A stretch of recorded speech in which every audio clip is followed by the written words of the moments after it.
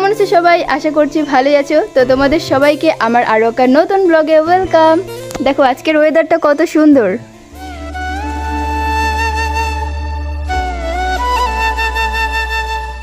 আর আজকে আমি ঘুম থেকে অনেকটা সকালে উঠেছি, মানে আমার ভিডিও এডিটের কাজ ছিল, তো সেটা কমপ্লিট করার জন্য একটু তাড়াতাড়ি উঠে পড়েছি।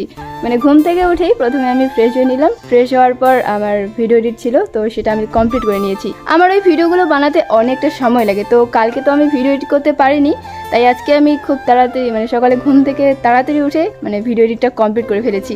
তো আমার ভিডিও একদম রেডি, তাই এখন আমি যাব ভিডিও আপলোড করতে। আর এই যে দেখো আমাদের ছাগলটা কোথায় শুয়ে আছে দেখো।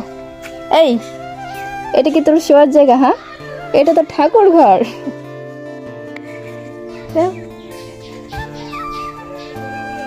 কেমন করে বল, একেই মনে হয় প্রণাম করতে হবে আমাকে। আর এরা কি সুন্দর ঘাস খাচ্ছে দেখো।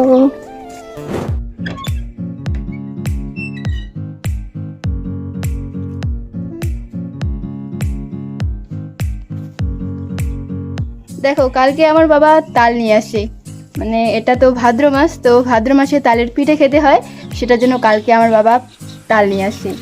তো মা বললো যে কালকে নাহলে পরশুদিন তালের পিঠে বানাবে, সেই খাওয়া হবে। A few minutes later.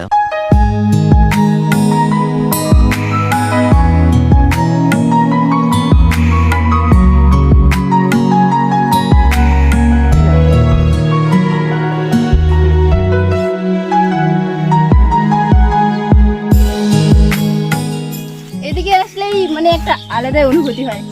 দেখো চারপাশে কত শান্ত আর পাখির আওয়াজ।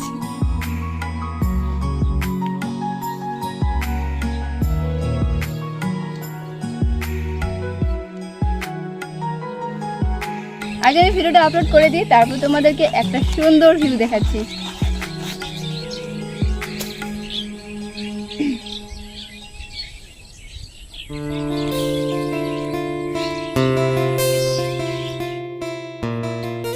এটা হচ্ছে আমার পার্মানেন্ট জায়গা, কারণ এখানে ছাড়া আর অন্য কোথাও নেট পায় না ঠিক মতো। আর দেখো আমাদের বাড়ি এখান থেকে 1 কিলোমিটার, মানে এই যে এই জায়গাটাতে আঙুলটা যেখানে দেখাচ্ছি। তো প্রতিদিন আমাকে এখানে ভিডিও আপলোড করতে আসতে হয়, যদিও আমি তোমাদের সাথে প্রতিদিনে যাওয়া আসাটা শেয়ার করতে পারি না, কারণ আমাকে একই ভিডিও প্রতিদিন করতে ভালো লাগে না, আর তোমাদেরকেও দেখতে ভালো লাগবে না, তো সেটার জন্য আমি আর করি না। তো এখন আমি ভিডিওটা আপলোড করে দিই, কারণ বর্তমান এমন অবস্থা হয়েছে আমাদের দিকে, মানে কারেন্ট চলে গেলে নেটওয়ার্কও চলে যায়, আর কখন কারেন্ট চলে যাবে সেটা তো বলা মুশকিল, কারণ আমি বাড়িতে যখন ছিলাম তখনই 4 বার চলে গেছে কারেন্ট।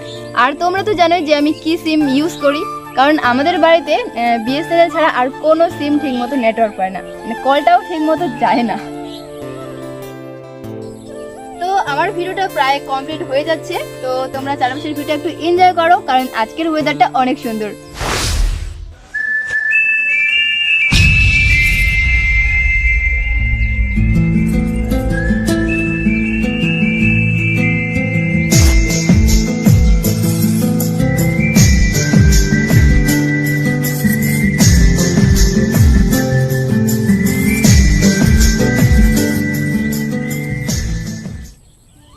দেখো সেই সুন্দর দৃশ্যটা হচ্ছে এটাই।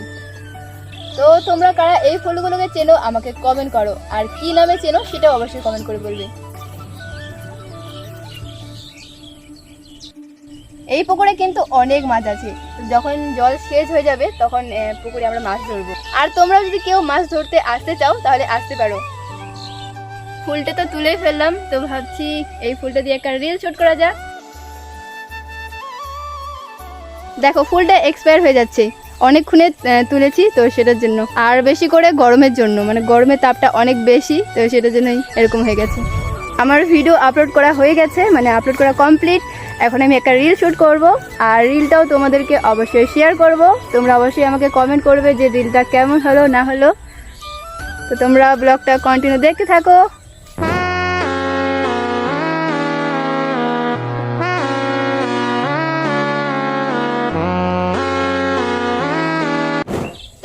রিলটা কেমন লাগলো আমাকে কমেন্ট করে বলো এক্ষুনি। দেখো ধান গাছগুলো কত বড় হয়ে গেল। তো তোমরা এই ভিউটা একবার লাস্ট দেখে নাও, কারণ কয়েকদিন পরে এরকম আর থাকবে না, মানে ধান হয়ে যাবে। তো তোমরা একবার লাস্ট বার দেখে নাও।